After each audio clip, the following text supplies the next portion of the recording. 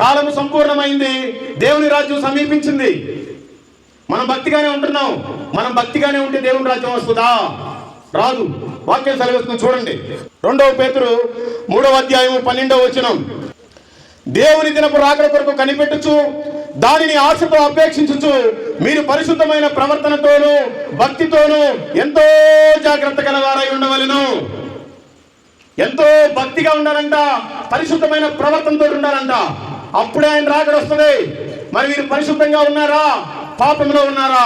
భక్తులుగా ఉన్నారా? భక్తిహీనులుగా ఉన్నారా? మీరే చూసుకోండి. వాళ్ళ సరే, నేను ఎటువంటి పాపం చేయట్లేదు, నేను భక్తిగానే ఉంటున్నాను మీరు అనుకుంటున్నారు కొంతమంది.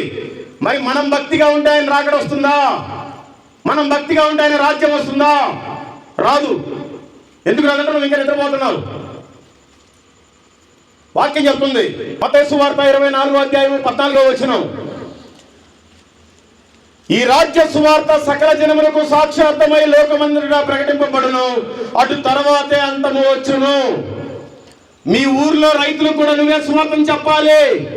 వాళ్ళకి దేవుడు ఎవరో యేసుక్రీస్తు తెలియకపోయినా దేవుని రాజ్యం రాదు, ఆయన రాకడ రాదు. ఈ భూమి మీద మానవుడిగా ఎవరైతే పుట్టారో ప్రతి ఒక్కరికి వినిపించాలి యేసు ప్రభు దేవుడు అని. మన పాటికి మనం ఇంట్లో ఉంటే ఎవరు చెప్తారు వాళ్ళు వినబడటానికి? వాళ్ళు వినడానికి మనం చెప్తేనే కదా. మనం చెప్తేనే ఆయన రాజ్యం వస్తుంది, లేకపోతే రాదు. వాక్యం సెలవిస్తుంది, తూర్పు దిక్కు మొదలుకొని పడమర దిక్కు వరకు నేను తప్ప వేరొక దేవుడు లేడు. నీది ఏ ఖండమైనా, ఏ దేశమైనా, ఏ రాష్ట్రమైనా, ఏ జిల్లా అయినా, ఏ మండలమైనా, ఏ గ్రామమైనా నిజమైన దేవుడు యేసుక్రీస్తే అన్న మాట వినపడాలి. అప్పుడు మాత్రమే ఆయన రాకడ వస్తుంది. ఆయన రాకడ రాకపోతే భయంకరమైన శ్రమలు రాబోతున్నాయి. క్రైస్తవులు హింసలు పెడతారు, క్రైస్తవులు చంపుతారు. ఈ మాత్రం ప్రార్థన కూడా చేసుకునేవారు. నువ్వు మాత్రం ఇంకా నిద్రపోతానే ఉండి ఇక్కడ.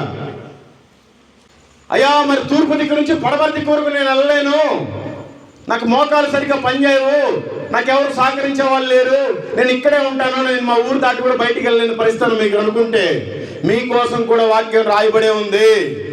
మత్తయి సువార్త 10వ అధ్యాయము 6వ వచనం 7వ వచనం. ఇశ్రాయేలు వంశంలోని నశించిన గొర్రెల యొద్దకే వెళ్ళుడి, పరలోక రాజ్యము సమీపించున్నదని ప్రకటించుడి.